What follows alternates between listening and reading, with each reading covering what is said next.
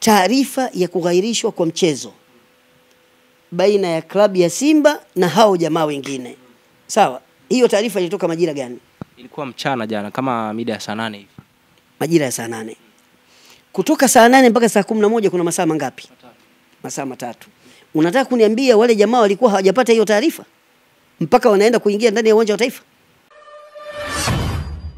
Bwana, mambo vipi mtazamaji wetu wa Bugane TV? Tunasema heri ya mfungo wa mwezi mtukufu wa Ramadhani, lakini pia heri ya mfungo wa Kwaresma kwa wale ambao wamefunga Kwaresma. Leo ikiwa ni tarehe 9 ya mwezi Machi mwaka 2025, ni siku ambayo huenda ingekuwa na kelele upande mmoja, lakini upande mwingine ingekuwa ni vilio kwa upande wa wapenda soka hapa nchini. Na hii ni baada ya hapo jana dabi ya Kariakoo, Yanga dhidi ya Simba kuahirishwa. Tupate maoni kutoka kwa wadau baada ya kuahirishwa mechi hiyo, wao wana yapi ya kuzungumza. Nipo hapa na shabiki kindaki, lakini pia ni mwanachama wa klabu ya Simba, Simba Halali anajiita. Bwana Simba Halali, asalamu alaykum. Wa alaykum salaam wa rahmatullahi wa barakatuh. Kwema shehe wangu? Salama kabisa. Viungu vinapanda? Kama kawaida shekhe. Naona nuru inaonekana. Kabisa bwana. Huu ni mwezi mtukufu. Ni mwezi wa haki. Ni mwezi wa mambo mema. Kwa hiyo lazima nuru zipatikane. Naam bwana. Sawa bwana, nikupongeze kwa hilo, kwa sababu mfungo bwana ni ibada kubwa sana. Miongoni mwa zile ibada 5 sasa za Kiislamu, nguzo 5, hii ni nguzo ya 4. Nikupongeze kwa hilo. Lakini pia tuzungumze kuhusiana na michezo. Juzi bwana kulitokea sintofahamu pale nje ya uwanja wa Benjamin Mkapa, klabu ya Simba ilipoenda kufanya mazoezi lakini haikufanikiwa kufanya mazoezi. Wewe ulikuwepo, shuhuda wa tukio. Watazamaji wa Bugane TV wangependa kufahamu ni kitu gani hasa kilitokea kuanzia mwanzo mpaka mwisho. Awali ya yote tunamshukuru Mwenyezi Mungu mwingi wa rehema na amani kutufikisha salama siku hii ya leo na kukutana tena katika muendelezo wa mambo yetu ya kimichezo. Kubwa ambalo naweza nikasema kabla hata ya kusimulia kilichotokea, kwa sababu kwa bahati nzuri au mbaya mimi nilikuwa mmoja wa mashuhuda wa lile tukio na sio la kuhadisiwa. Kwa macho yangu na masikio yangu pia yalikuwa yanasikia baadhi ya mambo ambayo nilikuwa nimeweza kuyasikia. Naam. Kwa kweli nasikitishwa sana, tena sana, na vitendo vilivyofanyika na wenzetu hawa. Kwa kweli wamefanya vitu ambavyo havionyeshi ukubwa wa klabu yao. Wamefanya vitu ambavyo vimeweza kuwaonesha watu walikuwa wanaifikiria ile klabu kuwa ni ndogo, wamekuja kuiona kwamba ile klabu ni ndogo zaidi, kutokana na matendo walioweza kufanya, ambaye ni matendo kwa kweli sio ya kiungwana kabisa. Na niliwahi kusema mimi kwamba hii timu ni timu ndogo sana, lakini watu wakanishambulia na kuniona kama mimi naidhihaki. Ila mimi si idhihaki, bali naeleza ukweli, na ukweli wangu unazidi kuendelea kuonekana kwa hali kama hiyo. Kwa sababu kwa klabu kubwa kama ile kufanya vitendo vya kihuni au vitendo visivyo vya kiungwana, tuseme kama vile, ile ni kushusha hadhi ya klabu yao. Sasa Simba Halali, watu wangependa kufahamu namna ambavyo msafara ulienda, kwa sababu kila mmoja anaongea la kwake kutokana na kile ambacho anakiona labda mtandaoni. Wewe ulikuwepo pale. Ni kitu gani hasa ambacho kilitokea mpaka Simba wakashindwa kufanya mazoezi pale? Kilichotokea pale, Simba walizuiliwa kuingia uwanjani. Walifika saa ngapi kwanza uwanjani? Simba ilifika pale, nadhani kama nitakuwa sijakosea, ilikuwa majira ya saa 1 ya jioni.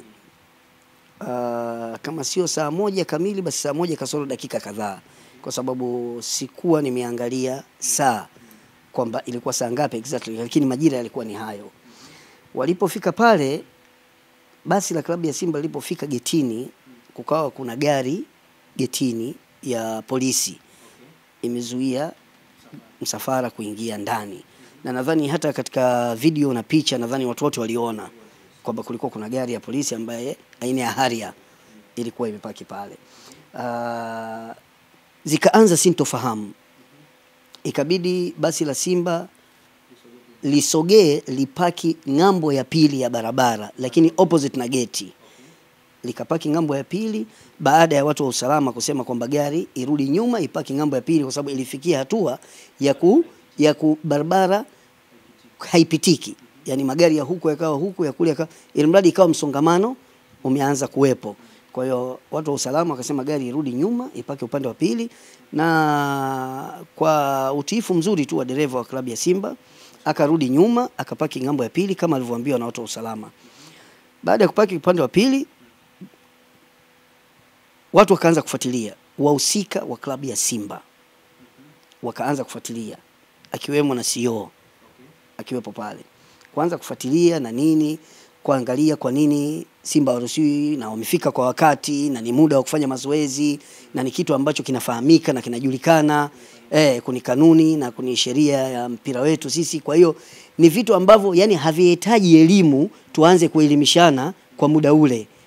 Sasa Simba Halali iliwachukua muda gani sasa pale mpaka baadaye gari ikageuka sasa kurudi kambini, maana yake hawakufanikiwa kufanya mazoezi? Kuna matukio mengi sana yalifanyika ndani ya majira ya masaa matatu takriban, kuanzia saa 1 mpaka takriban saa 4. Mambo mengi sana yalifanyika pale ambayo mambo sio ya kiungwana na mambo ambayo yalikuwa ni mabaya sana, mpaka kufikia hata CEO wetu Zubeda kuweza kuchaniwa nguo yake. Ilikuwa ni hali ya taharuki ambayo ilivuka mipaka kwa kweli. Sasa Simba Halali, hao ambao walikuwa wanawazuia klabu ya Simba, nimeona kwenye taarifa watu wanaripoti kwamba ni mabouncer wa Yanga. Walikuwa ni kina nani hasa? Kwa kweli ni mabouncer wa Yanga kweli. Kwa sura na watambua, na kulikuwa kuna watu wa steward wa Simba walikuwa wako pale, ambayo waliweza kuwatambua hata kwa majina, kwa sababu nilikuwa nawasikia mpaka wanaita majina. Wanawaita majina ya kwamba mambo gani mnafanya haya, mnafanya mambo ya kihuni na nini. Yani masteward wa Simba walijaribu kuongea nao kwanza kiungwana, kwamba kama ndugu, kama watani. Umeshaona? Maana unajua Simba na Yanga sisi ni watani. Lakini kwa bahati mbaya sasa hivi Simba na Yanga imetoka kuni utani, tumefikia hatua sasa kuwa maadui. Umeshaona? Kwa sababu unajua tukio lilotokea juzi, lilizua taharuki kubwa sana, kwa sababu ilifikia hatua mpaka watu walipigana pale dakika za mwisho, wakati basi la klabu ya Simba pamoja na gari ya kocha na meneja wakati wanaongozana kuondoka pale, ilifikia hatua mpaka mabouncer pale walianza kushikana. Ilifikia mpaka watu wameanza kushikana pale, mpaka ikafikia hatua tukaanza tena kusuluhisha pale na kufanya mipango pale kuwaondoa watu wetu wa Simba, kwa sababu mimi nitakwambia kitu kimoja, watu wa Simba sisi ni waungwana. Huo ndio ukweli. Sisi watu wa Simba ni waungwana na ni watu ambaye tunajua maana ya michezo. Kilichokuwa kinatokea pale ni sehemu ya mchezo, sio sehemu ya vita. Watu inafikia hatua wanaongea maneno ambaye hayaingii hata akilini. Tutamwaga damu hapa. Maneno gani hayo ambaye sio ya kiungwana kabisa? Kiukweli mimi niseme kitu kimoja, mimi kama mimi binafsi Simba Halali, mabouncer wa hawa jamaa zetu pamoja na viongozi wao na watu wao na jopo lao lote wangejaribu kujitathmini upya kwa vitendo ambavyo wanavifanya, sio vya kiungwana. Hivi vitendo sio vitendo vya kimichezo. Bwana, jana hiyo baada ya sasa hizo vurugu za juzi klabu ya Simba kuzuiliwa kufanya mazoezi, jana sasa ikatoka taarifa rasmi kutoka bodi ya ligi kwamba mchezo umeahirishwa.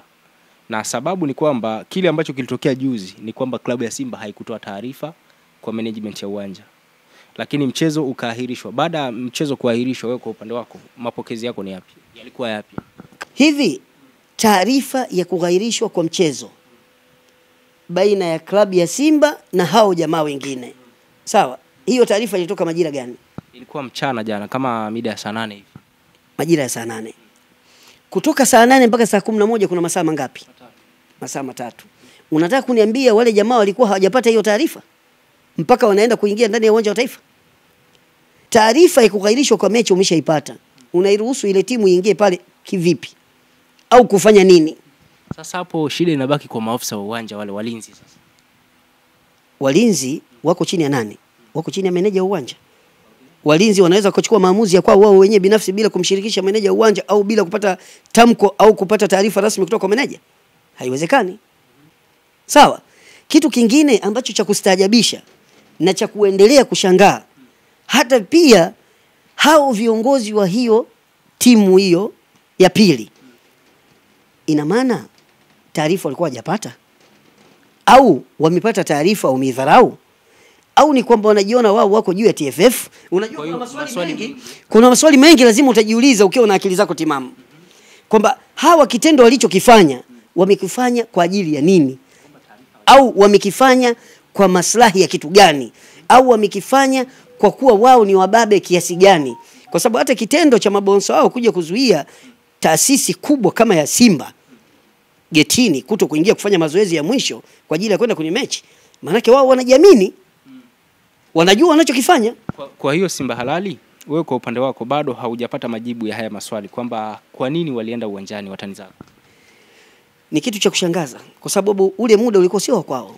Na ukiangalia juzi hapa karibu tu baina ya mechi ya Simba na klabu ya Azam FC. Sawa. Azam FC walifanya mazoezi ya mwisho ndani ya uwanja wa Mkapa. Lakini wao walifanyaje? Walifanya mazoezi. Baada ya Simba kutoka, Azam wakaingia. Walipishana getini. Sawa. Kwa nini na sisi tusingekuwa wahuni kama hawa wahuni wengine na sisi tukawazuia Azam wasifanye mazoezi? Narudi kukwambia Simba ni waungwana, ni watu wenye kujielewa, sio watu oyaoya kama watu wengine. Kwa hiyo inakuonesha wazi kabisa kwamba hawa watu wanafanya vitu kwa makusudi. Hawa watu wanafanya vitu kwa kukusudia na kudhamiria. Kumbe kwamba wanajua lakini wanafanya makusudi. Ndio manake. Sawa, Simba Halali, ungepata nafasi ya kuwashauri sasa viongozi wa vilabu vyetu hivi vya mpira, Simba, watani zako na vilabu vingine, viongozi sasa wa timu hizi, ungewashauri nini? Awali ya yote ningependa kuwashukuru viongozi wa klabu ya Simba kuanzia ngazi ya chini mpaka ya juu, na nikianzia ya juu mpaka ya chini, kwa uweledi mkubwa walioufanya katika hili tukio la juzi. Naliongelea tukio la juzi peke yake. Viongozi wa klabu ya Simba wana matukio mengi mazuri na ya kufanya mpira wetu kukua ndani ya Tanzania na Afrika kwa ujumla, lakini nitaliongelea hili tukio la juzi peke yake tu kwa siku ya leo. Sawa, washauri sasa na viongozi wa watani zako baada ya matukio ambayo wameyafanya juzi, jana. Ngoja kwanza nimalizie.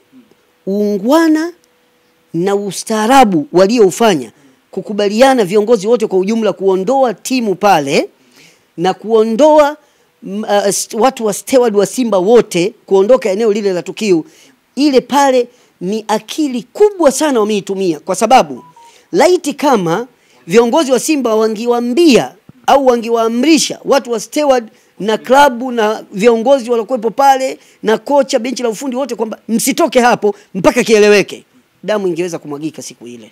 Kwamba kama Simba nao wangejibu kwa kutumia nguvu, maafa huenda angetokea kabisa.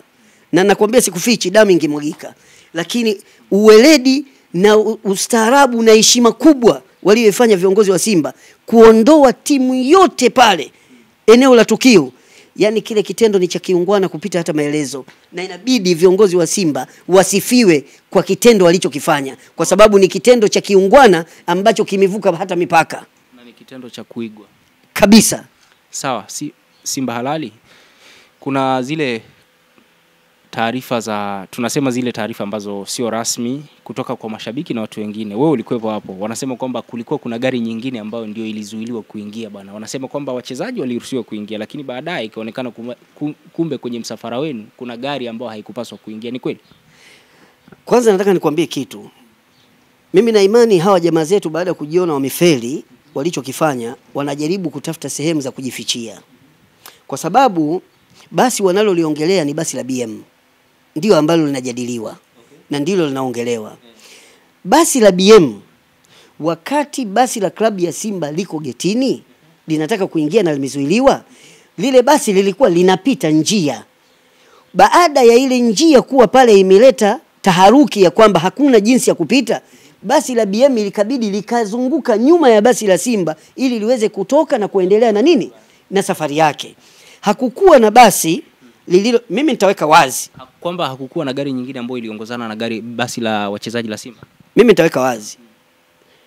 hayo mazungumzo anayesema kwamba kulikuwa kuna basi la waganga, hawa watu ni waongo. Mimi wala sifichi. Gari zilikuwa ngapi kwanza kwenye msafara? Ilikuwa ni basi moja tu, na zilizofuata zilikuwa gari ndogo ambayo ilikuwa gari ya kocha, na ilikuwa nadhani kama sikosei ilikuwa gari ya meneja, na kulikuwa kuna baadhi ya viongozi wa Simba. Bas magari madogo tu. Bas gari kubwa lilokuepo Simba haikuja hata na Isuzu Jan wala Costa. Simba ilikuja na basi moja tu. Hilo basi la BM linaloongelewa nilikuwa linapita njia. Sawa? Wanakuambia basi limejaa waganga. Basi limejaa waganga, na mwezi mtukufu wa Ramadhani waganga wanaenda kufanya nini? Wanaenda kupoteza muda wao tu. Au labda Simba hawana kazi na hela zao. Tukatoe sadaka kwa watoto yatima. Tutapata thawabu nyingi kwa Mwenyezi Mungu. Sawa bwana Simba Halali, jana baada ya watu kufika pale uwanjani tulisikia watu wengi walitoa maoni yao baada ya dabi kuahirishwa, baada ya mechi hiyo kuahirishwa. Wengine walikuwa wametoka sehemu za mbali kama vile, lakini pia bodi ya ligi ambao tunasema sasa ndio walezi wa mpira wetu wamesema kwamba mechi hiyo itapangiwa tarehe nyingine. Watani zenu bwana wakasemaje? Sisi tunaingia uwanjani lakini pia mnatuogopa. Hapo sasa ndo napokuja kukwambia kwamba niliwashangaa sana kuona wanafika uwanjani, ya kwamba taarifa hawajapata au wamepata wamedharau, au ni kwamba wao wanajiona wako juu hata ya TFF, kwa sababu TFF ndio baba wa mpira Tanzania. Kama TFF inatoa tamko, alafu wewe ukiwa kama klabu ambao uko chini ya TFF, sawa, unakuwaje unaweza kukaidi agizo au tamko rasmi lililotoka na TFF na kupeleka timu yako mpaka uwanjani?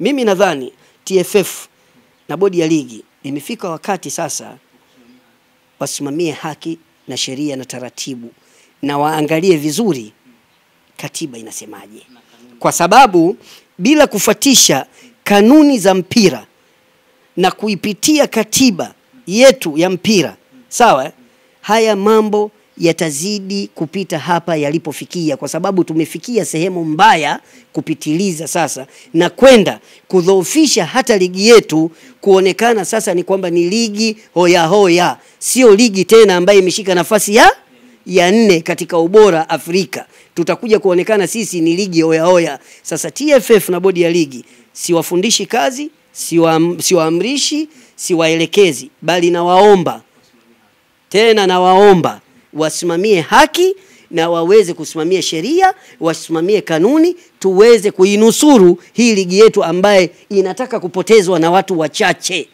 Kuna watu wachache wanataka kuipoteza hii ligi yetu.